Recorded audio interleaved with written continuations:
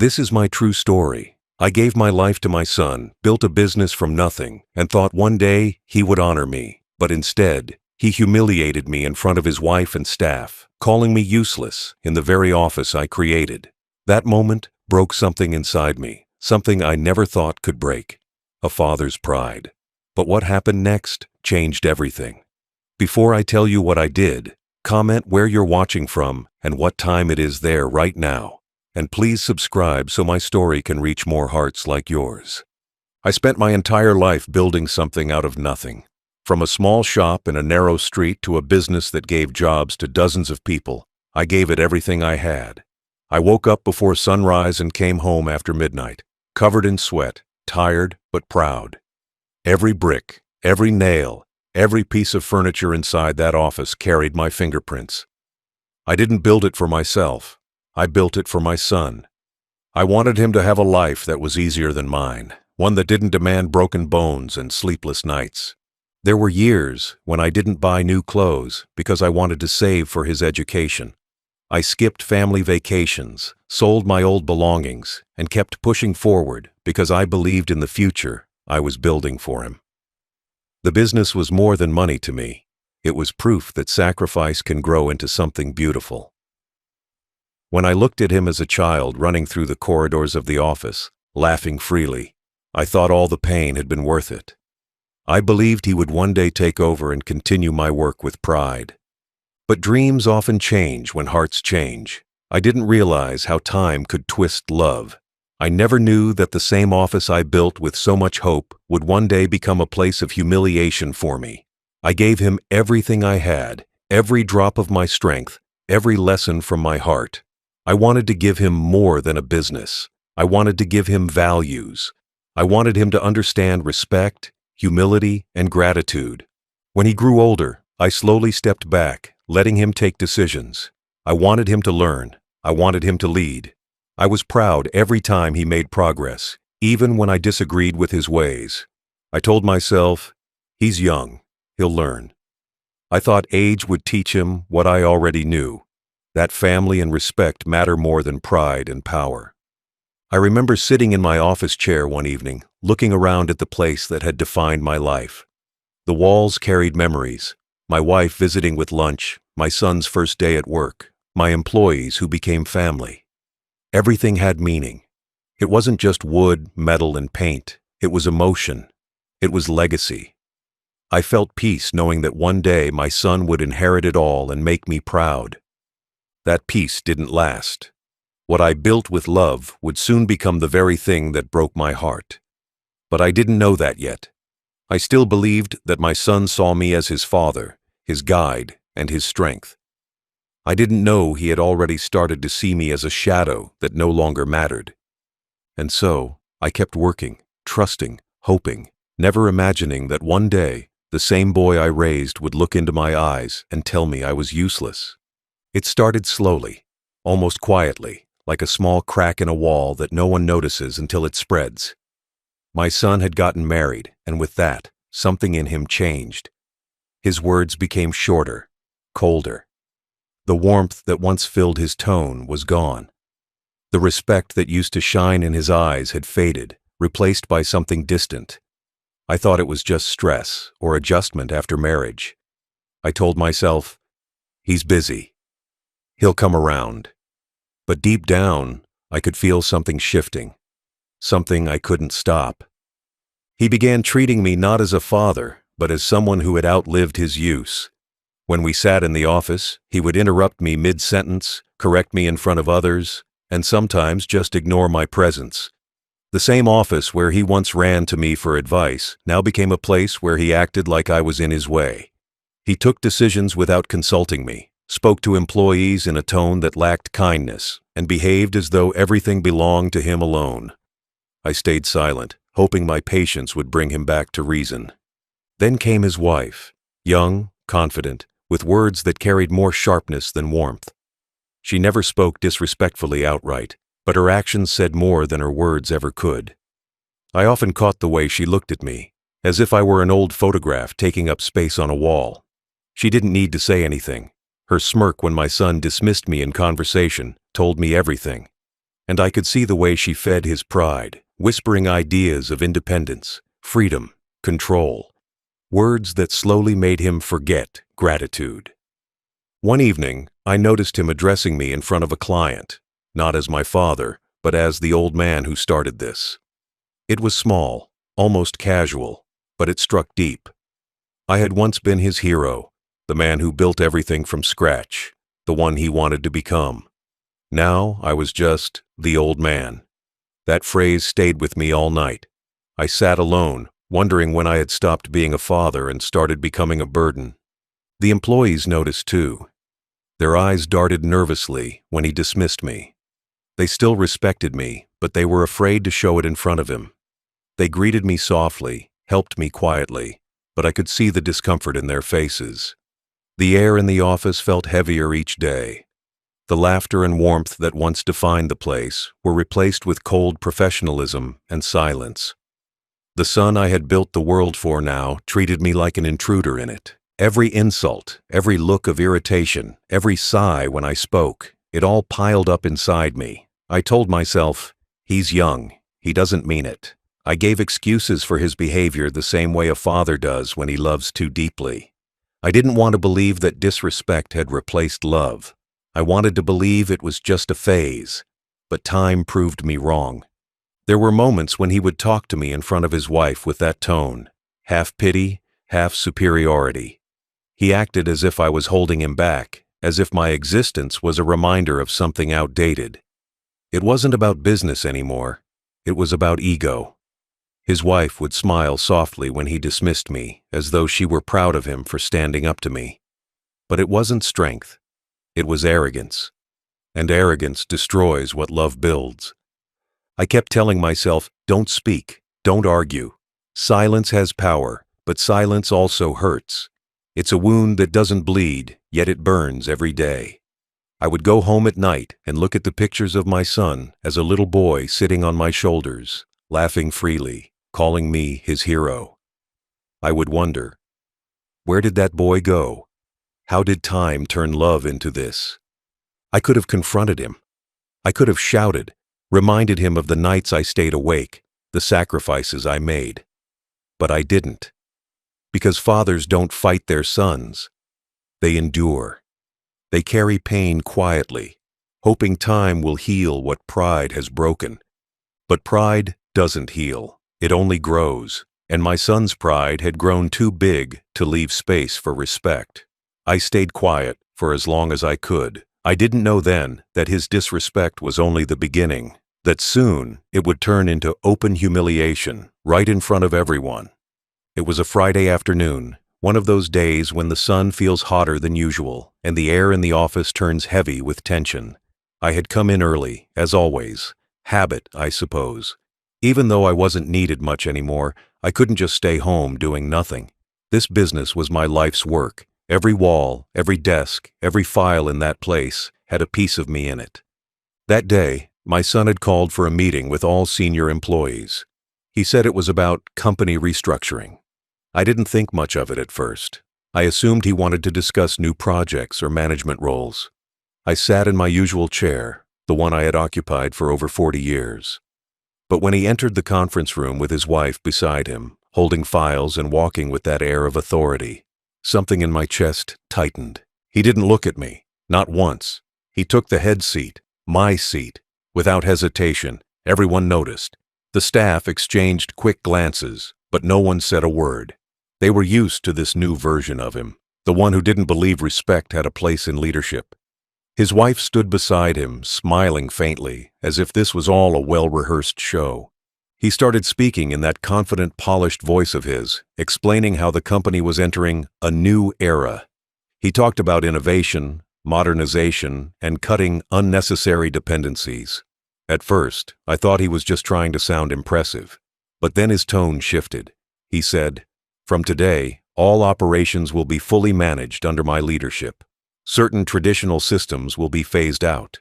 I didn't understand what he meant until one of the employees asked, "Sir, what about Mr. Patel's role?" referring to me. There was silence, the kind that cuts through the air like a knife. My son smiled, that smile I'll never forget, and said, He's retiring, effective immediately. The room froze. My heart did too. I hadn't discussed retirement. I hadn't even thought about it. The word retiring echoed in my head. I felt my stomach twist.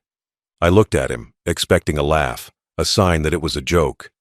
But he didn't even glance at me. He just continued. We thank him for his years of service. It's time to make room for new energy. I wanted to speak, but my throat locked. My mouth went dry. The employees looked at me, some with shock, others with pity. I could feel their discomfort, their fear of looking too sympathetic. My hands trembled slightly under the table. My wife's face flashed in my mind, how proud she used to be when people called me sir. What would she think now if she saw this?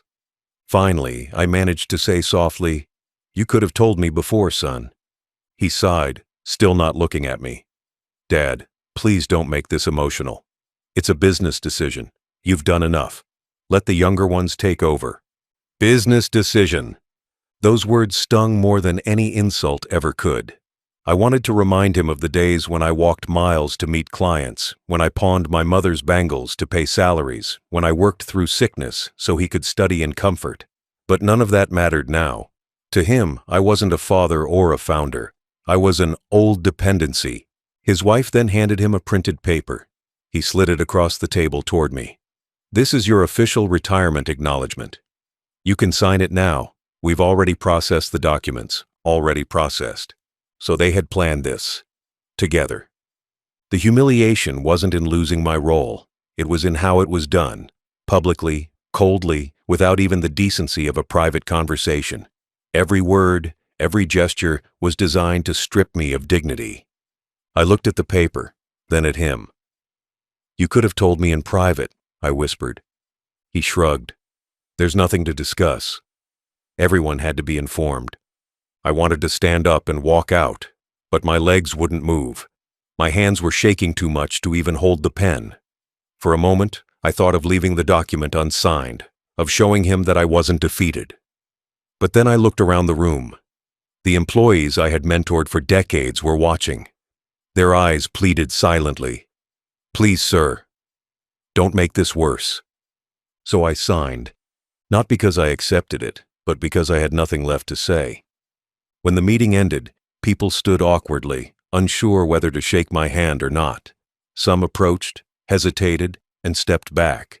My son was already talking to another employee as if nothing had happened. His wife came up to me, smiling politely. "You should rest now, Dad. You've worked hard enough. Enjoy your time." Her tone was sweet, but her eyes carried satisfaction. It wasn't kindness, it was victory. I left the office quietly. No farewell speech, no thank you, no last words. I walked past the desks, the photos on the walls, the trophies, and the company name that bore my initials. Every step felt heavier than the last. When I reached the door, I turned back once. My son was standing where I once used to, confident, proud, powerful. And yet, I had never seen him smaller. Outside, the afternoon sun hit my face. I sat on the bench near the gate, the same bench where I used to wait for him when he was a boy. I remembered how he would run to me with his school bag, shouting, "Papa!" I could still hear that voice in my mind, innocent, loving, full of life. Now that same boy had just erased me from his life like an old number in a phone he no longer needed. That evening, I sat alone at home. The house was silent, too big, too empty. I made tea for myself, but it tasted bitter. I kept thinking of his words. "It's a business decision." He had turned fatherhood into paperwork. I spent the night staring at the ceiling. Anger, sadness, disbelief, everything mixed together. I wasn't angry that he took over. I had always wanted him to lead. I was angry at how he did it. The disrespect, the coldness, the public humiliation, it wasn't necessary. The next morning, I woke up early as usual. Out of habit, I dressed for work, wore my old watch, and stood near the door. But then I stopped. There was nowhere to go. My entire routine, my purpose, was gone. For the first time in decades, I realized what true loneliness felt like. Not the kind where no one's around, but the kind where the people you love are the ones who make you feel unseen. Days passed like that. Silent, empty, slow. I watched from my balcony as my son's car drove past the house every morning, without even a wave. Sometimes I'd catch him looking at the house, then quickly turning away. Guilt, maybe. Or maybe just indifference. But I didn't confront him. I didn't shout. I didn't curse. Because I knew something he didn't. Time has its own justice. And when it comes, it doesn't knock. It enters silently, like his arrogance once did. And when it finally came, it changed everything. That night, after everything had unfolded at the office, I sat in the same chair where I used to plan my business dreams. But the papers, the files, the phone calls, the laughter of old employees, they were all gone now. It was just me, a cup of cold tea, and silence so deep that I could hear the ticking of the wall clock louder than my own heartbeat. The lights were dim, and the room smelled of dust and memory. For the first time in my life, I didn't feel like a businessman, a father, or even a human being. I felt like an old piece of furniture left behind in an empty room. Everything I had worked for, every drop of sweat, every risk, every sleepless night, had been turned into something meaningless in a single sentence. You're useless. That one line kept echoing in my head again and again, cutting deeper each time it replayed. I looked at the desk. That same desk had seen my life grow, the deals I signed, the letters I wrote, the tears I hid. I had eaten meals there when I didn't have time to go home, slept on that couch during the early days of the business when we couldn't afford night shifts. Every nail, every crack in the wood held a story.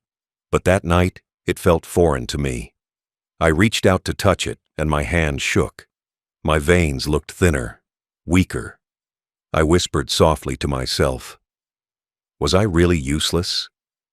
For a moment, I thought of my wife, how she always said, "He'll understand you one day." But that one day never came. She wasn't alive to see what he had become. Maybe that was a mercy. She would never have survived the sight of our son treating me like that. The street outside was quiet. I could see the reflection of the company's signboard through the window, my initials still glowing in blue. My name was still there, but I knew it wouldn't be for long. The son who inherited my legacy had erased me in spirit long before he would in ink. I closed the curtain. I couldn't look at it anymore. I walked through the office slowly. The hallways echoed under my footsteps. The pictures on the walls showed a younger me, shaking hands with clients, cutting ribbons, receiving awards. I stopped in front of one photo where my son was just a child, standing beside me proudly in a suit too big for him. His small hand was holding mine tightly. I stared at that photo for a long time. The innocence in his eyes, the admiration, all gone now, replaced by ego, greed, and pride. I whispered to that picture, "You were my reason." But now, I didn't know what my reason was anymore. I sat on the old sofa in the corner. The leather had cracks, but it was still sturdy, unlike my heart, which felt like it could break any second. I leaned back, staring at the ceiling fan spinning slowly, listening to its faint hum. The memories came flooding in. The nights I stayed here fixing accounts, the mornings I returned home just to see his smile before school. I remembered teaching him how to count money, how to greet customers, how to never cheat anyone. And now, that same boy had looked me in the eye and said, "You're useless." The irony was cruel. I picked up the old photograph album I kept in the bottom drawer. It had yellowed pages, edges curling. I turned through them. The early days of the shop, the first truck we bought, the day I opened our first office, then the photos of my son growing up, school events, birthdays, college graduation. In one photo, he was cutting a cake in this same office, beaming, holding my shoulder with pride. "My father, my hero," he had once said. Those words used to be my greatest reward. Now they felt like ashes. Hours passed. The night deepened. I didn't cry, not because I didn't want to, but because I had already run out of tears. I felt something else rising inside me instead. A quiet, cold sort of pain. Not anger, not hatred. It was clarity. The kind that comes after a storm, when the sky finally stops roaring and you're left with only silence. That silence told me something that words never could. It told me that love, no matter how pure, becomes poison when it is not respected. I had given him everything, not just money, but wisdom, guidance, and patience. I thought love was enough to hold a family together. I was wrong. It needs respect too. And that night, I decided something. I decided I would not beg for respect from the child I raised. I would not explain my worth to someone who had already decided I had none. I would not let my years of sacrifice end as a joke in a conference room. If he thought I was useless, I would show him what a useless man could still do. I turned on the desk lamp. Its warm yellow light spread across the room, casting long shadows. I pulled out the old company files, the legal documents, the registration papers, the ownership agreements, everything I had signed years ago. I had never bothered to update them, but I remembered every clause, every line. My hands moved slowly but steadily as I flipped through them. I realized something my son probably hadn't even considered. I still held the majority ownership. He might have been running the business, but the roots still belonged to me. Everything, the building, the name, the assets, legally tied back to my signature. A strange calm filled me.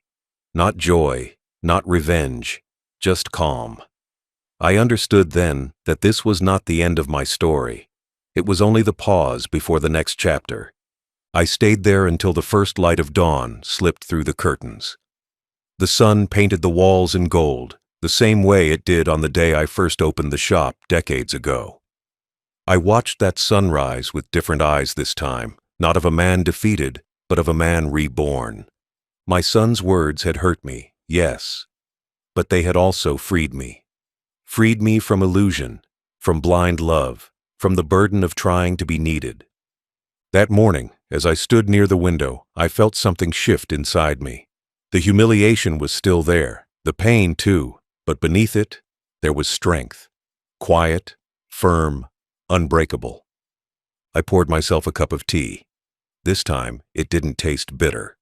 I looked out at the sky, still painted in the soft pink of morning, and I whispered to myself, "It's time. Time to end this chapter with dignity. Time to show that even an old man who's been called useless still remembers how to build and how to destroy." And as that thought settled, the night that had felt endless finally came to an end. The morning after that long, silent night, I sat at the same desk where I had made every decision for this business. The papers were still open before me, but this time my mind was not thinking about profit margins or customer lists. I was thinking about respect, about pride, about justice. I knew what I wanted. I knew what I had to do. I would not speak to my son about it. I would not plead. I would not demand an apology. I would act. The first thing I did was contact my lawyer, not in anger, not in haste, but with quiet determination. I explained the situation without emotion, as though I were speaking of another man's business, not my own life. He listened carefully, his silence encouraging me to speak plainly. I asked about my rights, about ownership, about what I could do without involving court drama. The answer surprised me, though in truth I should have expected it. I still held majority shares. My name was still etched on the company's deeds. The building, the brand, even the accounts. Legally, it was mine. A strange mixture of relief and resolve filled me. Relief because the law recognized my years of work. Resolve because this was my moment to act quietly, without shouting, without confrontation. My son had taken my dignity in front of his wife, in front of my employees, in front of everyone I had trusted. I would not return that cruelty with noise. I would answer it with silence that spoke louder than any word. I began to plan. Carefully, quietly, no haste, no slip of temper. There would be no drama, no scene. My action would be clean, undeniable, and final. I thought about the business, every corner of it, every employee, every contract, every client relationship. I thought about what it had cost me to build, every sleepless night, every missed meal, every sacrifice. I thought about the boy who once stood beside me with dreams in his eyes, and about the man who spat those dreams away with a word. The decision became clear. I would sell it, not part of it, not just enough to hurt him, all of it.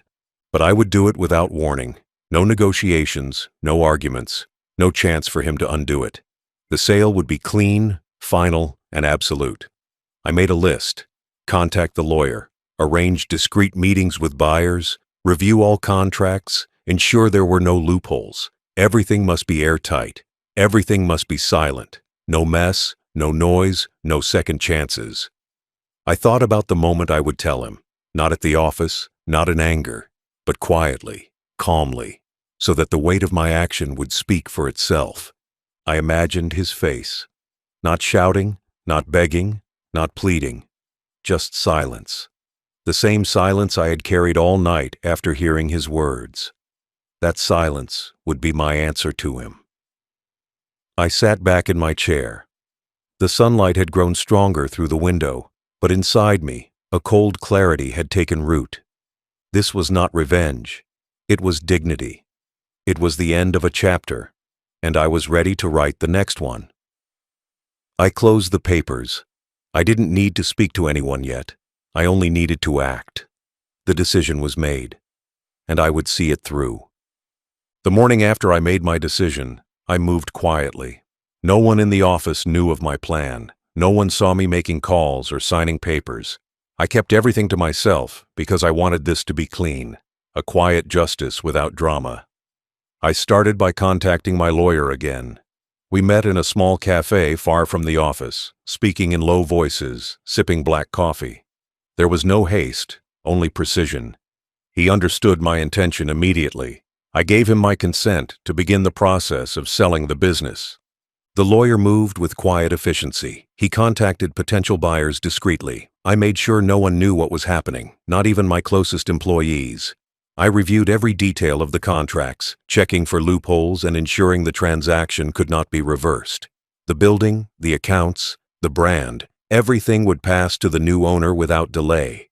My name would be removed from every title, every document. That was important to me. There would be no trace of a second chance. I thought about the irony. The business my hands had built, the same hands my son once shook with pride, would vanish from his control without him even knowing. Not through shouting, not through confrontation, but quietly, with finality. I felt no joy in this, only calm resolve. It was not about revenge for the sake of anger. It was about making a statement that could not be ignored. The days passed with careful secrecy. Meetings with the lawyer were brief but decisive. Offers were considered, narrowed down. I chose a buyer who respected the legacy of the company.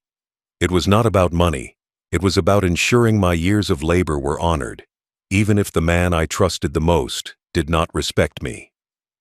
I signed the contracts in my lawyer's office without fanfare, without witnesses, just the soft sound of the pen scratching the paper. That moment felt heavier than any argument I had endured.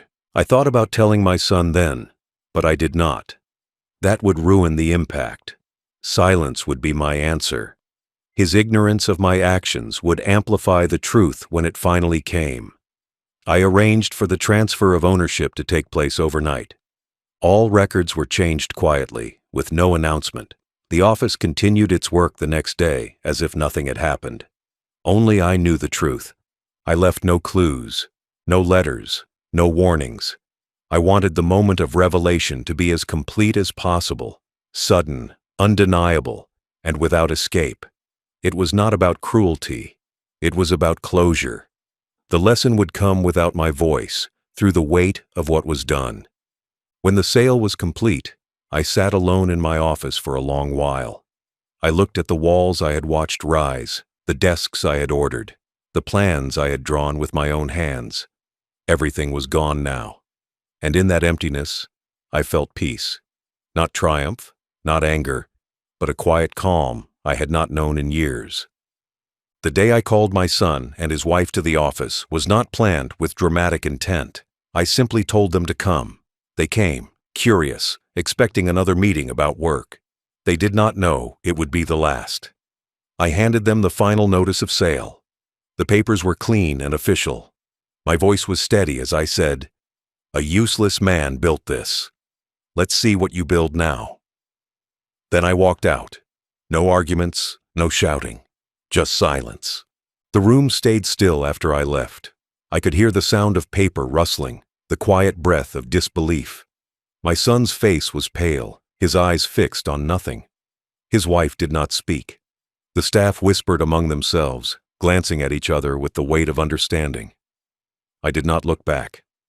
I had said enough without words. The day of the revelation was quiet, almost ordinary. My son and his wife arrived at the office expecting routine matters.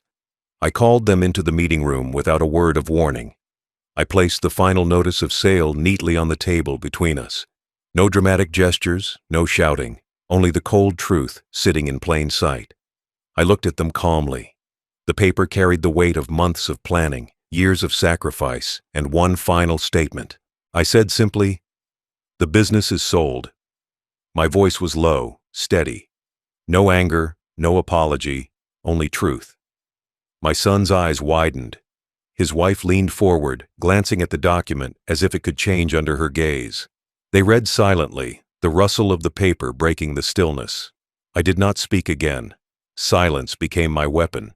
I knew it would wound deeper than words ever could. He looked up at me then, confusion and shock in his eyes. "What? How?" he asked, voice trembling. I remained silent, letting him look deeper into my face for answers he would not find. His wife stared too, biting her lip, her arrogance fading into disbelief. Around us, the office was still. Staff paused their work, listening without wanting to intrude. The truth was now undeniable. My son's control was gone. My work, my legacy, had been taken quietly and cleanly. There was no one to blame, except the reality I had created. No shouting could undo what had been done. I let him search for words while I kept mine reserved. My silence became the loudest voice in the room. The moment lingered. My son stared at the notice again, then looked away, unable to meet my eyes. His wife spoke softly, but without strength. They left the room without a word. The door closed behind them, and still I remained calm. No victory cries, no gloating, only a deep sense of completion. Later, I heard whispers among the staff. They spoke of respect, betrayal, and quiet justice. The word spread through the building like wildfire, carrying with it the weight of what had happened. I knew my son would never forget. That was enough. I did not need to add more. I left the office that day for the last time as its owner. My steps were slow but certain. Every stride carried away years of silent endurance. Every breath was a release. The finality was in the air, and I welcomed it. I knew the revelation was complete.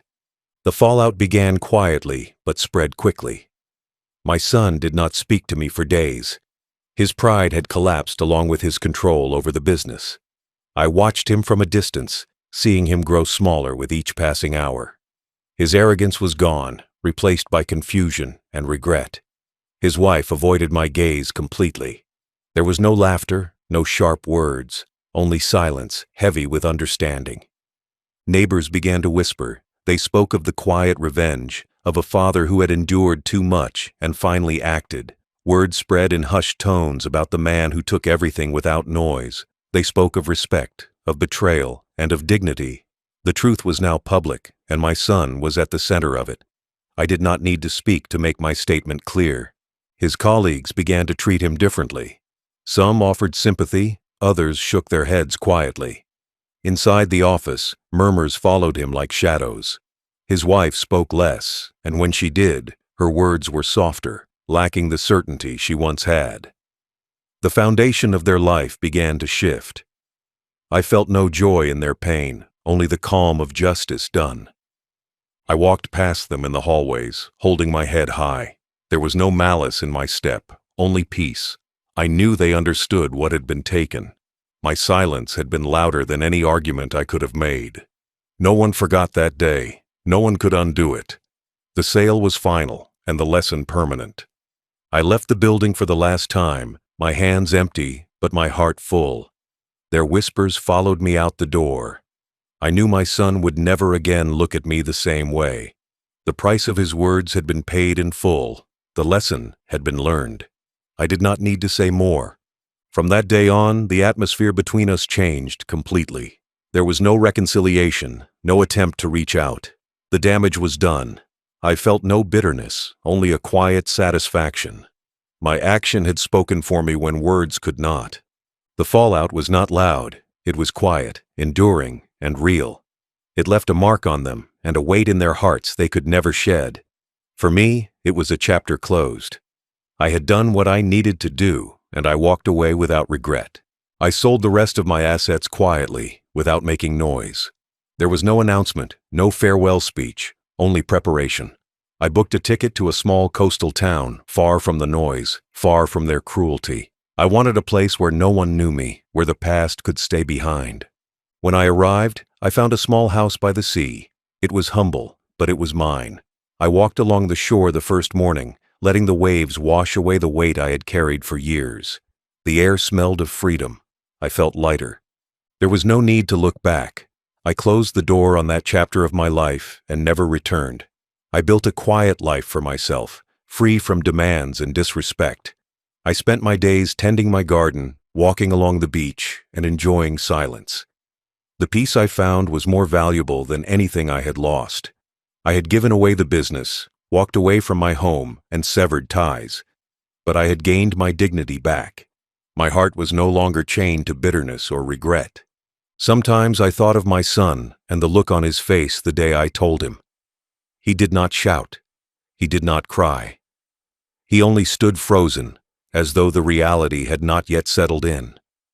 I carried that image with me, not with hate, but as a reminder that respect must be earned. My escape was not running away.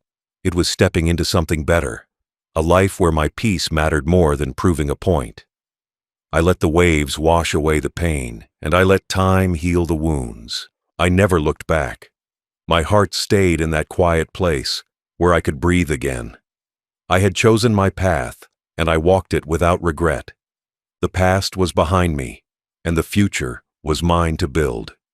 Now, as an old man, I tell this story without anger or bitterness. I speak softly, not to justify myself, but to share the lesson I learned. Life is too short to stay where you are not respected. I learned that leaving is sometimes the greatest victory a man can have. My son locked me away for 3 nights, not knowing he had also locked the door to our bond forever. But I opened a new door, one that led me far away from cruelty, to a life of peace. I found a place where respect was not demanded, but lived quietly. I learned that dignity cannot be taken by force. It can only be surrendered, and I never surrendered mine. I chose silence over shouting, action over words. My revenge was not loud, but it was complete. I left without looking back. Now, I live without resentment. I wake to the sound of the sea, not the noise of conflict. I walk in peace, knowing that I chose myself over disrespect. My life now is mine, unburdened by chains of the past. If there is one thing I have learned, it is that some battles are not worth fighting with noise. They are won quietly, with deliberate steps. I walked away, and I found myself again. That is the greatest victory. He locked me in a bathroom for 3 nights. I closed the book on him and opened a door to peace. That door has never closed. I will never go back.